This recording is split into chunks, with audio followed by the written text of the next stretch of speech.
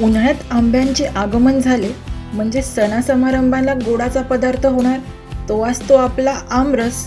हाच आमरस परफेक्ट कसा करायचा यासाठी काही टिप्स आज मी शेअर करणार आहे। मधुगंधाज रेसिपीजमध्ये आपले स्वागत आहे।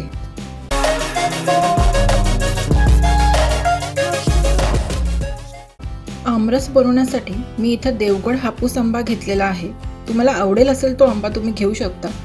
आता हे आंबे आपण पहिल्यांदा व्यवस्थित धुवून घेऊया। देठाच्या बाजूला जो चीक असतो तो व्यवस्थित आपण काढून घ्यायचा आणि सगळे आंबे आपले व्यवस्थित धुवून घेऊया। सगळे आंबे धुवून झाले तर ही आपली टिप नंबर 1 आहे। आमरस करण्याच्या पूर्वी आंबे हे थंड पाण्यात साधारण अर्धा तास भिजवून ठेवायचे। याच्याने आपले आंबे छान करकरीत राहतात आणि जर काही थोडंसं चीक किंवा काही उरलं असेल तर तेही सगळं निघून जाईल। आता सर्व आंबे आपण पाण्यात व्यवस्थित भिजवून ठेवलेले आहेत, तुम्ही बघू शकता। आता एक एक आंबा घेऊन ह्याला स्वच्छ कापडाने आपण पुसून घेऊया, म्हणजे एकदम ड्राय व्यवस्थित करून घ्यायचे हे आंबे। सगळे आंबे आपले पुसून झालेत। आता आपण ह्याला कापूया। आंबे कट करण्याची 2 पद्धत मी तुम्हाला दाखवेल, तुम्हाला जी आवडेल ती तुम्ही करू शकता। पहिल्यांदा देठ काढून घ्यायचं, कारण देठाच्या आजूबाजूला भरपूर चीक असतो, त्यामुळे देठ पहिल्यांदा काढून घ्यायचं आणि मग अशा प्रकारे सालो पील करून मग ते आंब्याला तुम्ही चॉप करू शकता। मस्त आपला पिकलेला आंबा आहे, त्यामुळे ही टिप नंबर 2 आहे। देठ पहिले काढून घ्या आणि देठाच्या आजूबाजूला चिकाचं जे काही असेल ते पहिले काढून घ्या। माझा तर आमरस एकदम म्हणजे सगळ्यात जास्त फेवरेट आहे। घरात लहान मुलांपासून मोठ्यांपर्यंत सगळ्यांनाच आवडतो। तुमचा पण नक्कीच फेवरेट असणार आहे। तुमचा आमरसाबद्दल काय मत आहे किंवा काय स्टोरीज आहे हे नक्की शेअर करा माझ्याबरोबर।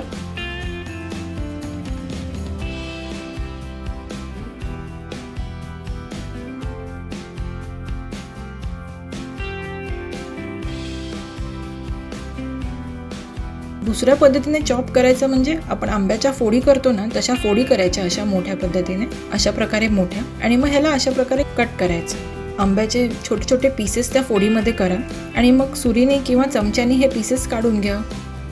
ह्याच्याने पूर्ण आंब्याचा गर निघतो आपल्या फोडीमधला आणि व्यवस्थित सगळं क्लीन होतो। फ्रेंड्स, तुम्ही आमच्या चॅनलवर नवीन असाल तर आमच्या चॅनलला नक्की सबस्क्राईब करा, बेल आयकॉन नक्की प्रेस करा, म्हणजे सगळे नवीन व्हिडिओज तुमच्यापर्यंत लगेच पोहोचतील। हापूस आंब्याचा आमरस खूपच स्वादिष्ट आणि चविष्ट लागतो। बघा, फक्त साल राहिलेला आहे। अशा प्रकारे कुठल्याही पद्धतीने तुम्ही आंबे चॉप करून घ्या। आता मिक्सरमध्ये किंवा ब्लेंडरमध्ये आपण हे सगळे चॉप केलेले आंबे टाकून घेऊया आणि ह्याला ब्लेंड करून घेऊया। पहिले आपल्याला फक्त आंबे टाकून हे ब्लेंड करून घ्यायचे, बाकीचं साहित्य आपण नंतर टाकणार आहोत। टिप नंबर 3 आहे की फक्त आंबे पहिले ब्लेंड करून घ्यायचे आणि मगच दूध, साखर जे काय आपल्याला टाकायचं सगळं एकत्र मिक्स करून नाही करायचं। ह्याने काय होतं की सगळं एकत्र अचानक टाकल्याने कधी कधी फार पातळ होऊ शकतो आपला आमरस, म्हणून पहिले फक्त आंबे ब्लेंड करून घ्यायचे। कोळीचा गरही आपण अशा प्रकारे पूर्णपणे काढून घेऊया।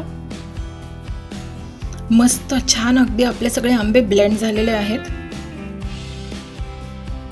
आता ह्यावर आपण अर्धा कप दूध टाकतो, अर्धा कप थंड दूध टाकायचं। टिप नंबर 4 आहे, अर्धा कप थंड दूध टाकायचं।